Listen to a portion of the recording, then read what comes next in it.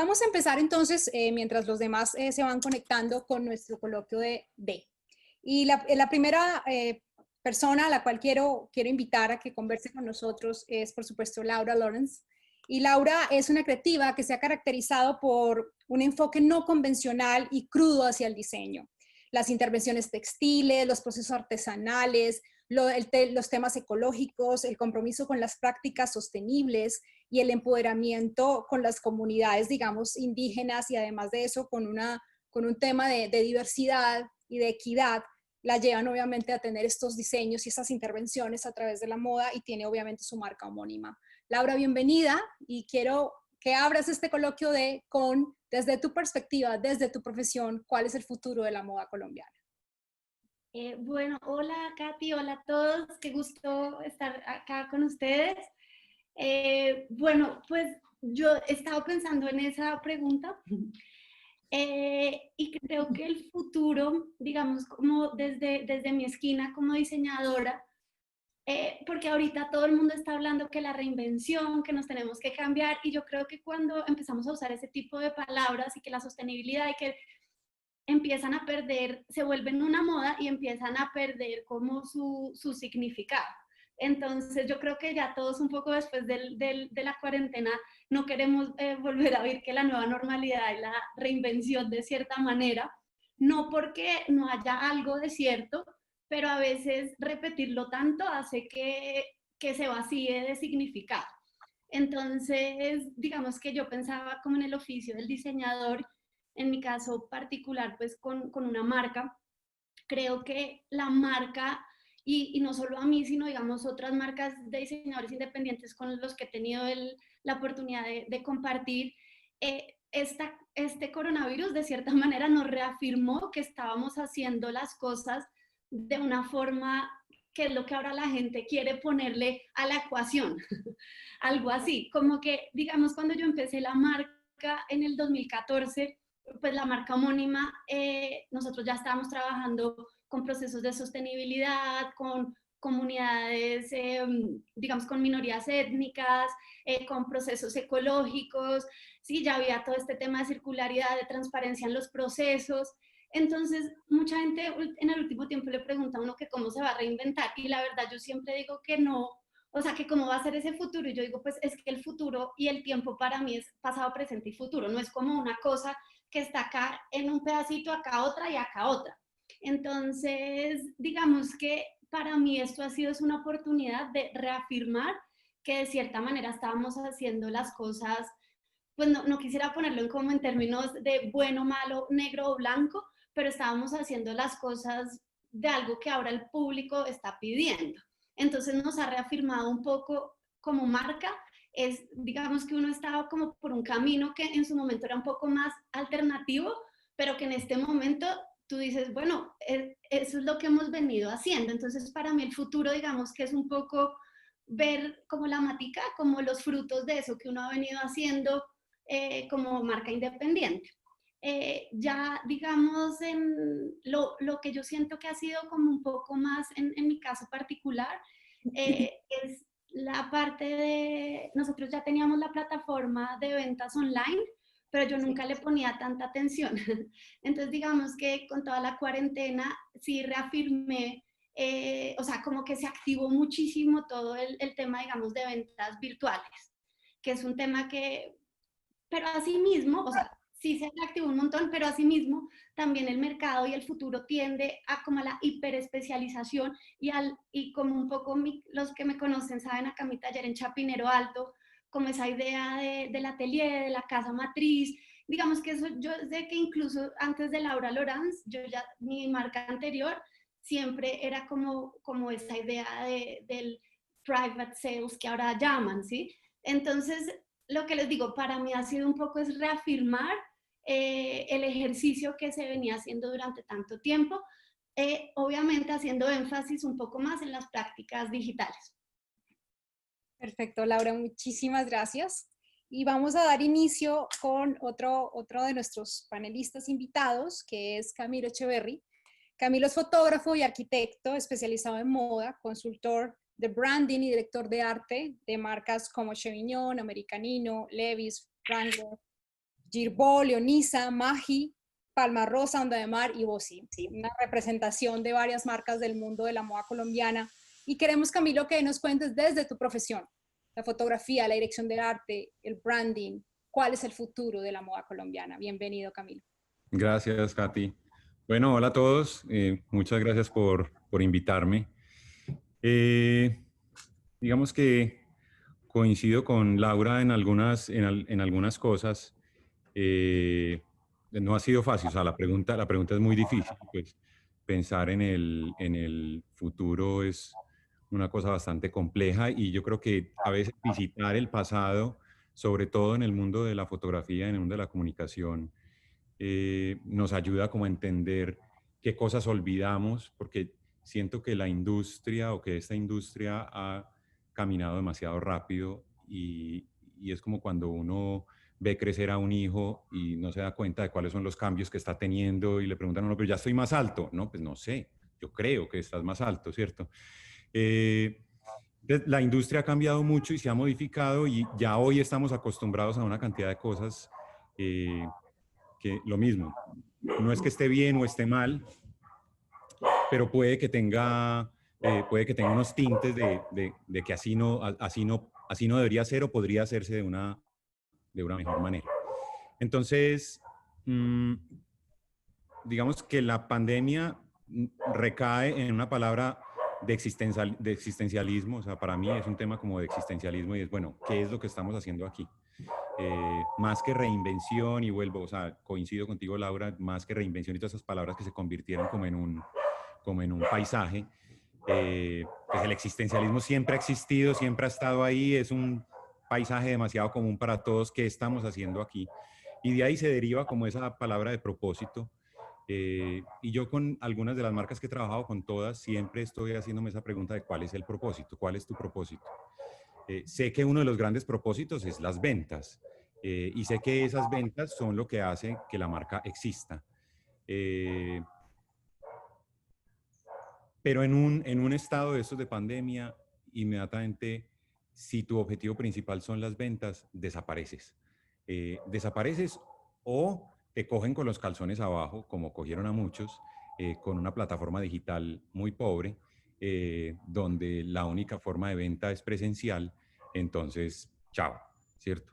Y si tu único, digamos que objetivo de comunicación eran las ventas, entonces te quedaste sin de qué hablar. O sea, ya tu comunidad, o sea, no existe una comunidad, no existe un entorno, no existe una, digamos, como un público, porque alrededor de tu marca o de tu oficio no construiste nada. Entonces, ahora voy a entrar directamente a la fotografía. La fotografía es un engranaje de todo esto mismo. El video, la fotografía, lo que hagamos, los eventos, o sea, todo eso hace parte de ese engranaje.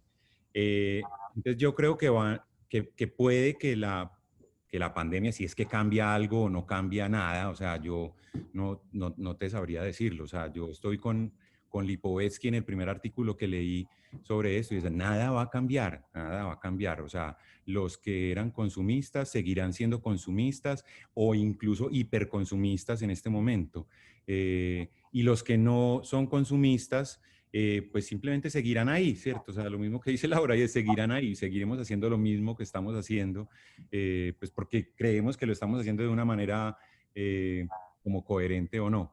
Ahora, algunos, empecemos, ahora voy a entrar a esta figura que dije ahorita de lo del niño que va cambiando o no va cambiando, es en la fotografía de moda se han perdido muchas cosas, ¿cierto? Y en el video se han perdido muchas cosas en la historia. Y es por culpa de esa velocidad y de ese cambio y de ese, digamos, como hiperconsumismo.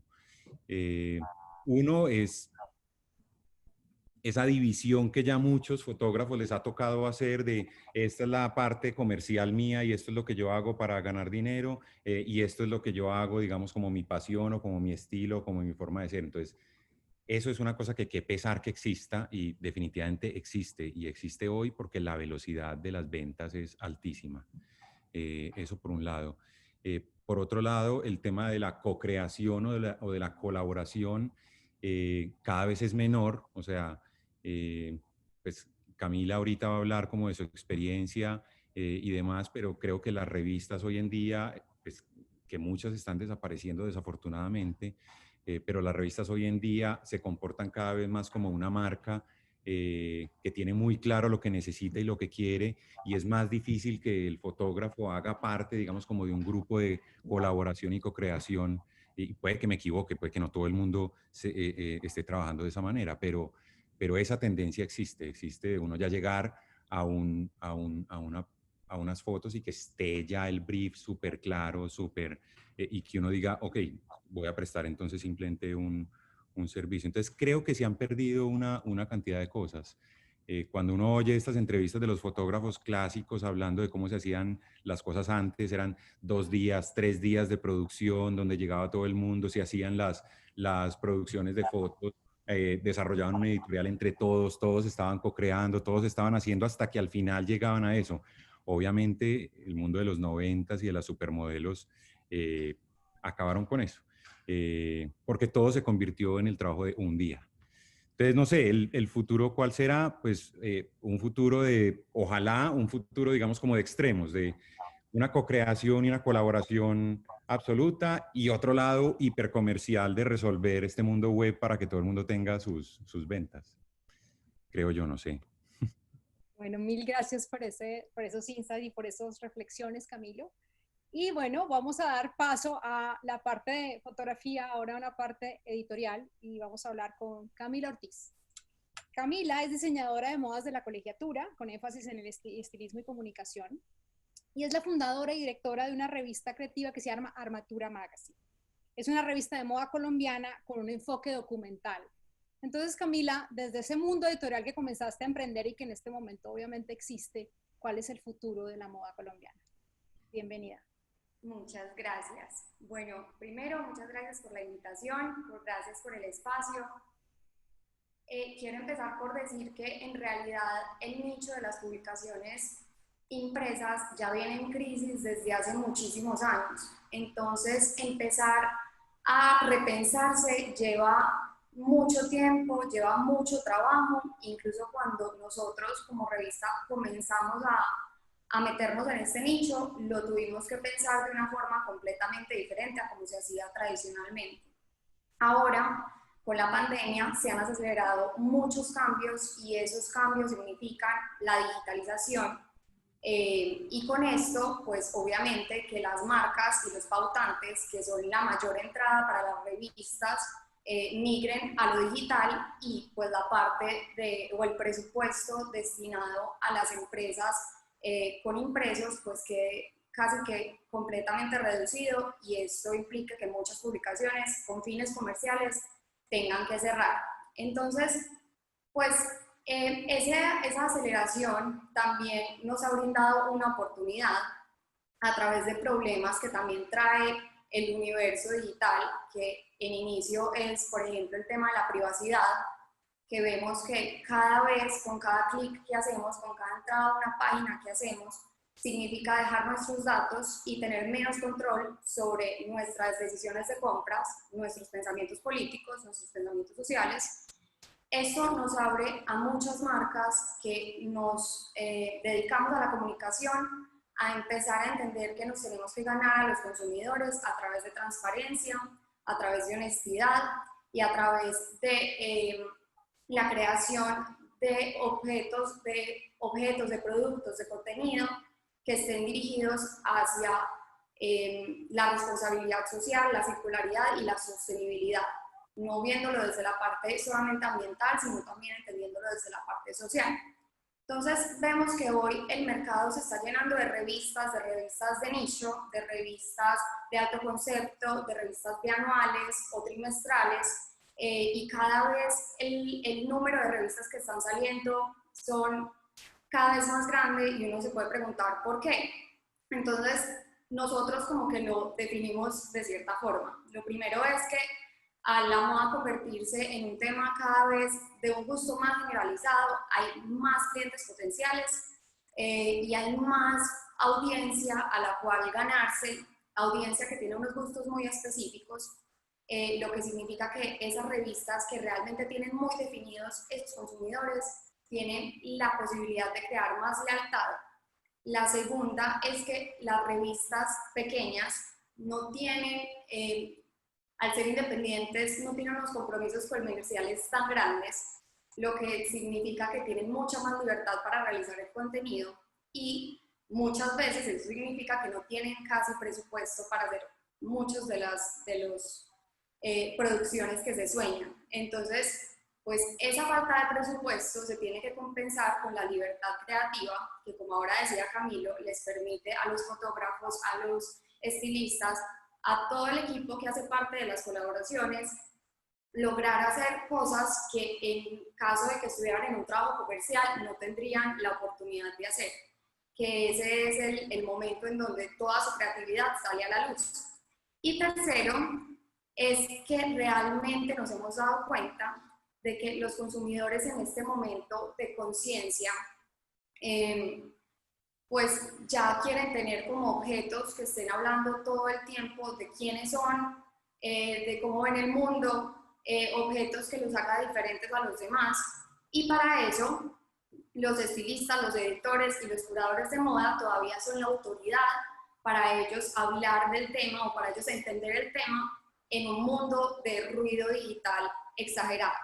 Entonces, nosotros como revista en realidad nos dimos cuenta, y pienso que ahí está como mi visión del futuro de la moda, de que en realidad la moda, por más productos que creen, se va a quedar cortica porque estamos repletos de productos, sino que para mí el futuro está en la creación de servicios. ¿Qué se puede hacer a través de ese saber hacer que yo tengo? ¿Cómo creo servicios para que todos los productos que ya existan finalmente puedan llegar como a no generar más ruido, sino a generar otro tipo de negocios y a diversificar el negocio de moda? Porque siempre que buscamos un emprendimiento, tal vez termine siendo un producto de moda. Entonces, para mí, este es el momento de, a través, por ejemplo, de la revista, nosotros lo tenemos como medio de comunicación, pero finalmente la revista solamente es un medio para que nos vean. Nosotros generamos otro negocio mucho más amplio a través de lo que sabemos hacer, que es unir equipos y mostrar el talento de los equipos. Muchísimas gracias, Camila. Y paso a una persona que ha tenido esa experiencia de estar en lo impreso y en lo digital, y se trata de Angélica Gallón. Angélica es periodista con dos pasiones, que es contar historias y la moda. Actualmente es la directora editorial de Televisa Digital en México. Por 3 años fue la editora de moda de Univisión Noticias en Miami, y también fue la editora de la revista Fucsia del 2013 al 2015. También fue docente en la Universidad Javeriana con una cátedra que se llamaba Moda para incomodar, la política detrás del vestido. Y es un honor tenerte, Angélica, y que nos cuentes desde tu profesión, desde tu experiencia, cuál es el futuro de la moda colombiana. Bienvenida. Gracias, Katy. Pues un placer estar aquí, un placer reconectar con Colombia y mantener como este flujo siempre constante con ustedes, que hacen parte también como de lo que yo soy y de lo que he podido ser afuera de Colombia. Mi orilla, digamos, es el periodismo, ¿no? O sea, yo fui formada como periodista y es bien peculiar, Katy, porque creo que el periodismo está en crisis, y bien lo decía Camila, las revistas están en crisis, pero el periodismo en sí mismo está en crisis.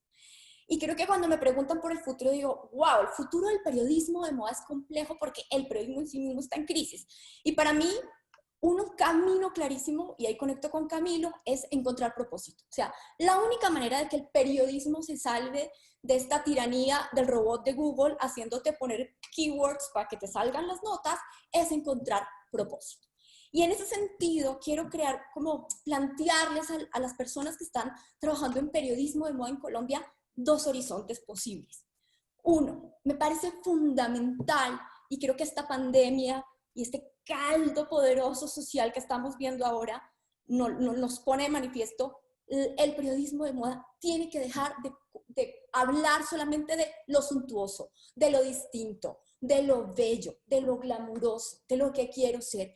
El periodismo de moda tiene que conectarse con las realidades de las personas. Y cuando yo veo las marchas de México de las mujeres protestando por feminicidios, vestidas de morado, todas en camiseta morada, Cuando veo las protestas de las mujeres en Argentina, todas llevando pañuelos verdes porque saben que el pañuelo es un elemento simbólico poderoso que va a trascender y que en el tiempo la historia contará, así como sucede con las sufragistas en Inglaterra, contará la historia del movimiento del aborto y de las luchas en Latinoamérica en contra de la penalización del aborto a partir de un pañuelo.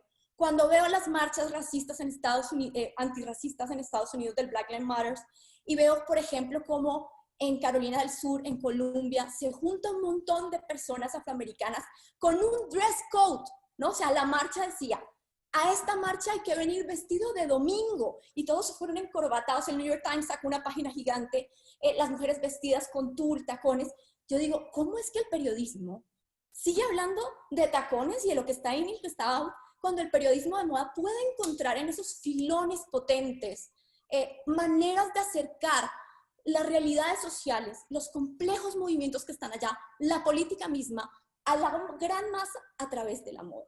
Digamos que esto es una experiencia que yo conceptualicé mucho en mis clases en Colombia, en la Javeriana, pero que tuve una fortuna profunda de poder materializar mientras fui periodista en Univisión, en donde me di cuenta que en Estados Unidos hay toda una línea de pensamiento en donde el periodista de moda todo el tiempo yo cubrí las elecciones presidenciales de Trump como si fuera periodista de política, y yo no estaba hablando de política, estaba hablando de moda, pero cada vez que aterrizaba un fenómeno profundo y complejo de la política a través de la moda, ¡pum! La nota se leía y era lo más leído, y el señor de política me decía, pues yo no entiendo.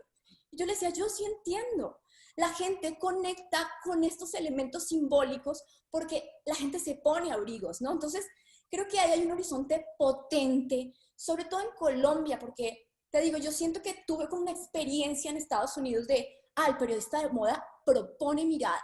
O sea, yo cubrí las protestas contra Brett Kavanaugh, que iba a ser nombrado magistrado de la Corte, y vi a todas las mujeres vestidas como Bright, como The Handmaid's Tale, el cuento de la criada, todas vestidas como estas mujeres de la distopía que creó Margaret Atwood, paradas frente al Congreso. Yo decía, esto es fabuloso, o sea, y la gente, el político no entendía, eran unas señoras ahí vestidas como monjas. Yo decía, yo, como periodista de moda, soy la persona que coge lo simbólico y conecta con una masa profunda, gigante, y le da como sentido a esas cosas sociales que están pasando. Entonces, proponerle a los periodistas de moda en Colombia, como nunca antes es necesario que la moda sea capaz de conectar con los fenómenos sociales y permitir como la comprensión de esos fenómenos, porque lo simbólico, como es tan rico, como es tan gozoso, pues permite hacer esos puentes entre un universo y otro.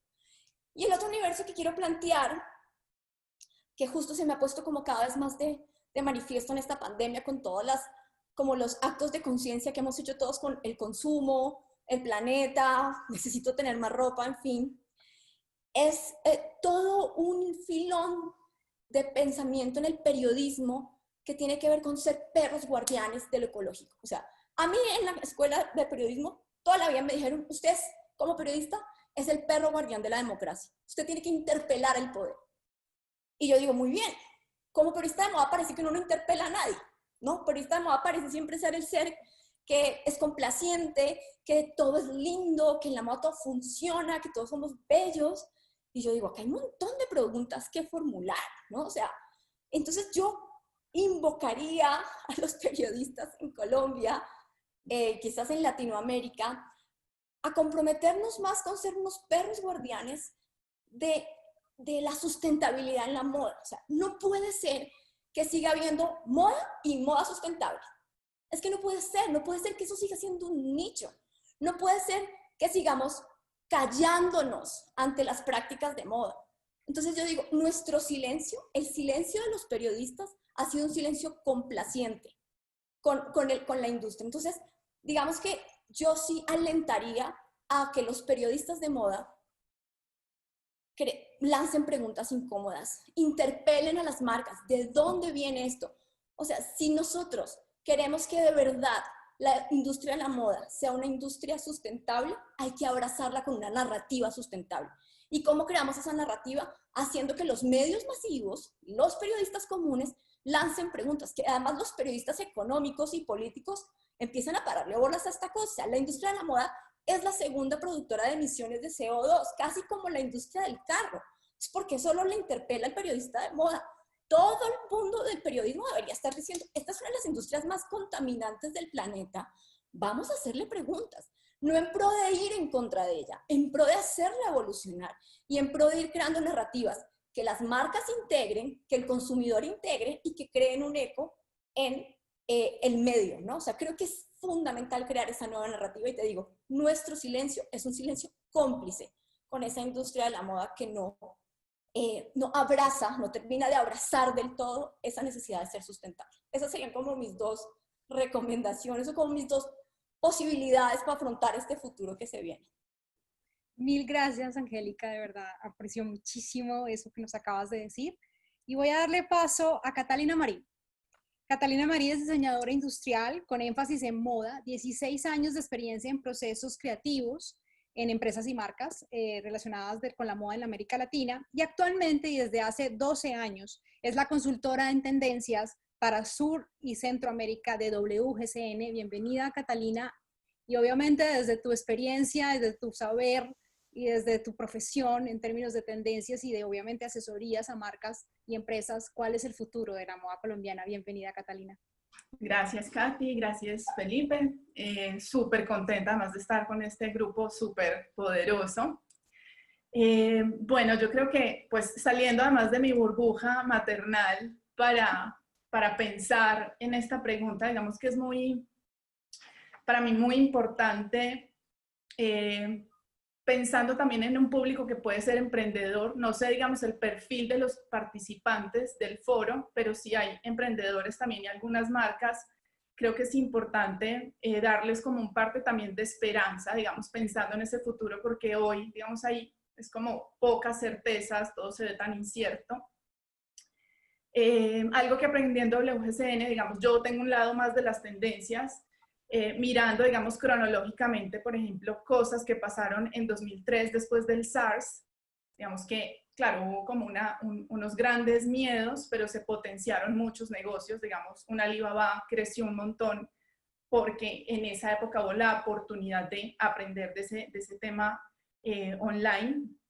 Entonces creo que es importante, digamos, mirar en esos contextos pasados qué sucedió y qué es esa lección que tuvimos que aprender y que podemos volver a aprender, digamos, en este COVID-19. Entonces, digamos que para mí es muy importante que la industria de la moda además no se vea ella sola, no se mire su ombligo, sino que entienda los contextos que hay. Es decir, si hoy entendemos que las mayores disrupciones que se están dando en este momento son en salud y educación, eso cómo se relaciona con el vestuario, cómo se relaciona con nuestra industria, porque creo que ese futuro depende de un estudio más disciplinado. Yo les quería mencionar también para hacer un poquito mucho más práctico, digamos, el tema a las personas que nos acompañan, digamos, que trabajan en marcas o que están emprendiendo. Hay tendencias que a nosotros, digamos, no nos tomaron de sorpresa, sino que se aceleraron. Entonces, quería mencionarles, digamos, 3 que para mí son muy importantes.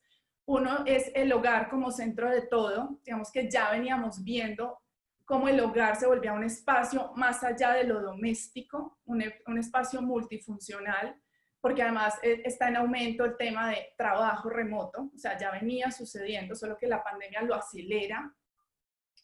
Y es importante, digamos, tenerlo en cuenta a la hora de diseñar productos, a la hora de entender nuevos hábitos, cuáles son los afectos de esos acompañantes de las diferentes marcas, ¿sí? Como empezar a entender esos contextos y esos escenarios. Por ejemplo, ya veníamos hablando desde hace más o menos 2 años cómo se está redefiniendo la ropa del trabajo. Y si ahora los niños, digamos, todo este 2020 van a estar en la casa, ¿cómo se redefine su ropa para estudiar? Algunos para estar en Zoom les dicen tienes que estar en uniforme, hay otros que simplemente deben estar acorde a. Entonces, digamos que es interesante entender qué está pasando ahí. Hablando de tendencias, digamos, y que conecta con diferentes puntos, yo creo que otra de las tendencias claves es el tema de los negocios con propósito. Digamos, lo mencionaba Camilo, lo mencionaba Angélica. Nosotros eso en WGCN también lo venimos mencionando hace varios años, porque además es muy importante, que me lleva también a otro punto que es clave en esa parte de tendencias, pensando pues en esta era post-COVID, que es esa conexión con la comunidad local. Ya veníamos viendo un proceso de desglobalización, es decir, donde la gente empieza a entender mejor su contexto local, y como que estamos tanto en el hogar que además estamos mirando lo que pasa en nuestros barrios. Entonces vemos qué negocios cierran, qué está pasando, digamos, en ese tejido más cercano. Y ahí digamos que los negocios deben acercarse a sus comunidades, entender a sus acompañantes de marca, que me encanta ese término, más que definirnos solo como consumidores. O sea, uno acompaña a las marcas con sus filosofías o con sus conceptos, sus propuestas, y en ese sentido, digamos que es vital cuando hablamos, digamos que en diferentes escenarios vemos que dicen, no, es que este momento, digamos, es clave para ese aprendizaje del comercio online, pero ¿qué pasa si en Colombia el 50% de la población no tiene ni siquiera internet?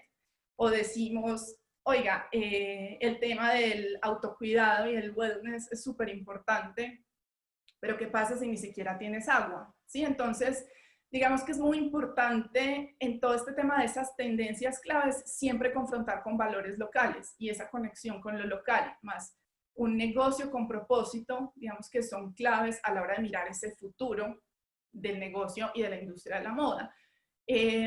Yo siento que, digamos, cuando Angélica proponía también como ese preguntar, incomodar, es muy, muy bueno.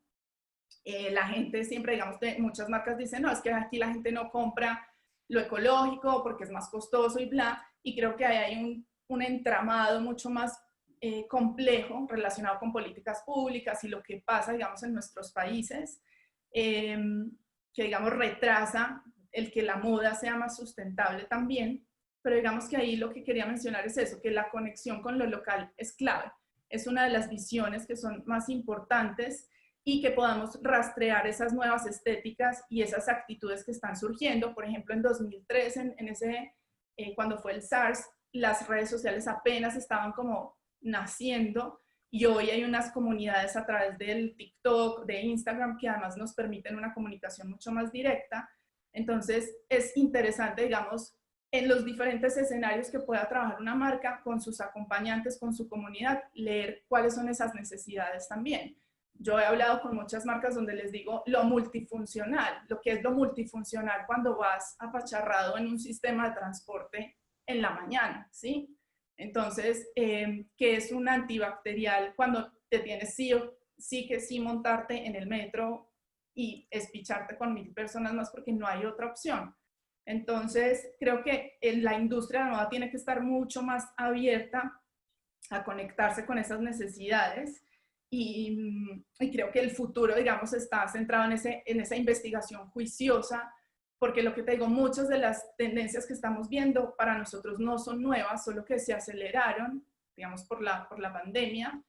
Pero sí, digamos que es una oportunidad inmensa de aprender. Cuando vas a mirar ahorita el día sin IVA en Colombia, que todo el mundo está comprando, ¿cuál es la relación con la higiene? O sea, ¿por qué pesa más un televisor que la higiene? ¿O qué pasa porque todas las páginas de ventas online no funcionan en Colombia y están caídas? O sea, es un aprendizaje duro contra la pared, pero creo que lo que nos dice es eso, como contexto, mucha más conexión con esas necesidades reales de lo que está pasando en nuestro país. Y creo que por ahí también pues hay unos futuros mucho más posibles, incluyendo pues como todos esos escenarios. Vale, Cata, milísimas gracias por tu intervención y todos esos insights y reflexiones. Y por último, vamos con Diana Gómez, más conocida como Diana Lonareja. Diana es diseñadora de vestuario de la Universidad Pontificia Bolivariana y máster en comunicación y moda del Instituto Europeo de Diseño.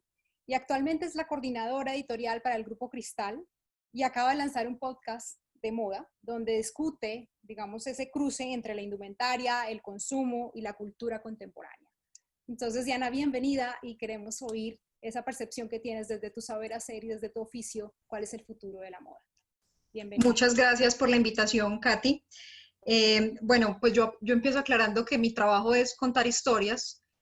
para medios y a veces también para marcas. Entonces, ese va a ser el foco de lo que les quiero hablar. Chimamanda Ngozi, que es la feminista y escritora africana que todo el mundo ya ha escuchado varias veces seguramente en su charla TED. En esa charla TED tan famosa, ella contó que cuando era pequeña, los cuentos que ella escribía involucraban mucho personajes jugando en la nieve, comiendo manzanas de ojos azules, y que esto era porque las historias que ella escuchaba en su casa eran cuentos ingleses que tenían estos personajes. Cuando estuvo más grande, que empezó a descubrir la literatura africana, fue que ella se dio cuenta de que se podía encontrar a sí misma en los personajes, y esto le ayudó mucho a definir su identidad como escritora. Hoy en día es una autora galardonada y es una voz africana que inspira a millones de personas. Traigo la referencia pensando específicamente que la moda también es una narración que refleja a quienes la escriben. Y muchos en este campo hemos vivido una experiencia como la de ella porque nuestros cuentos sobre la nieve vienen a ser colecciones de otoño-invierno y los escriben en casas de alta costura. Son narraciones que nos inspiran mucho, pero sin embargo, no son nuestra voz. Cuando nosotros descubrimos que en nuestra tierra también hay quienes narran la moda, nos podemos empezar a sentir parte de la trama y también nos podemos dar cuenta que podemos influir en ella de una forma positiva. Pensar en el futuro de la moda colombiana como los que la narran implica revisar el contexto completo. Somos un país con heridas de guerra, con traumas de un conflicto interno de varias décadas y con desigualdades muy marcadas que influyen en el carácter de nuestros habitantes. Se entiende que, igual que Chimamanda cuando era pequeña, muchos colombianos quieran identificarse con esos cuentos de otros países que tienen nieve y ojos azules, porque nuestros cuentos tienen capítulos enteros que preferiríamos olvidar. Cuando queremos asumir el control de nuestra historia, es importante dedicarnos a desenredar esos nudos y sacar de ahí las motivaciones para que nuestros personajes quieran salir adelante. El futuro de la moda colombiana no puede ser la copia de narraciones extranjeras. Aunque los casos de éxito de otros países en otras crisis pueden ser una muy buena inspiración sobre lo que deberíamos hacer, el reto en este momento es profundizar la mirada hacia adentro, como ya lo han expresado otros panelistas, y la pandemia nos está dando una prueba de lo que puede ser una economía hiperlocal, también como mencionaba Cata, que es un foco súper importante. Entonces, mientras algunos en este momento están intentando hacer lo seguro por generar utilidades y sobrevivir, que es comprensible, los que ya saben que van a salir de esta crisis deberían estar utilizando esto como un laboratorio.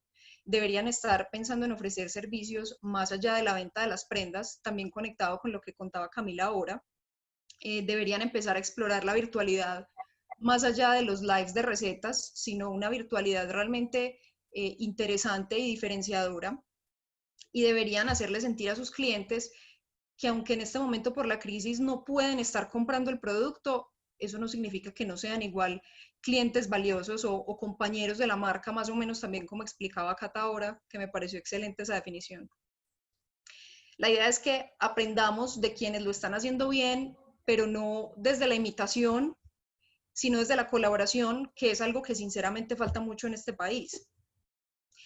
Incluso para los que están enfocados en el tema de exportación, sí es indispensable revisar qué está pasando al interior de Colombia, revisar si este país es solamente el lugar en donde fabrican los productos o es el origen de sus marcas, porque fabricar ropa es una cosa, pero crear marcas es otro cuento.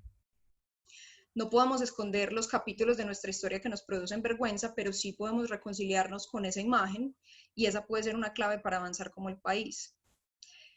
Pensar en las víctimas de la violencia, de la indiferencia estatal, del desplazamiento interno, buscar de qué manera la moda puede ayudarles a ellos a reescribir también esa historia de una forma más justa que los dignifique y que genere empleo. Veo que ya me queda poquito. Como va hoy en día la historia de la moda, el producto perdió protagonismo.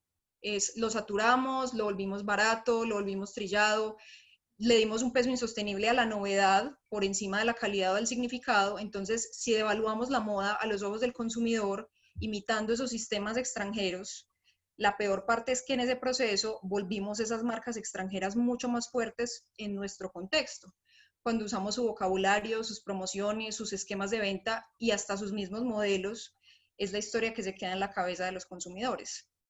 Entonces, apropiarnos de la narración es ponerle nuestro tono a la cultura de moda nacional, incorporar experiencias y servicios diferentes, hacer de los artesanos los héroes que están salvando conocimientos ancestrales, divulgar lo extraordinario de nuestra naturaleza con conceptos de colección que realmente valgan la pena escuchar.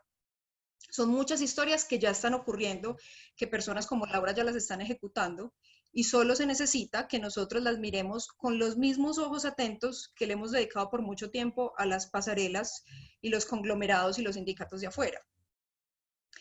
Todos los que están en este panel son narradores de la moda, en imagen, en producto, en palabra, en fotos, y yo espero que tengamos visiones muy diversas sobre cómo contar esa historia, porque si no, no valdría la pena estar aquí. Muchísimas gracias, Diana. Y bueno, así termina el coloquio B. Solo tengo palabras de gratitud, me han llenado de emoción cada una de sus intervenciones, de inspiración. Les agradezco enormemente. Gracias, Camila. Gracias, Laura. Gracias, Catalina. Gracias, Camilo. Gracias, Diana. Gracias, Angélica, por este tiempo, por pensarse el futuro y dejar tantas ideas y tanta guía para todos los que nos están escuchando. Muchísimas gracias. Haremos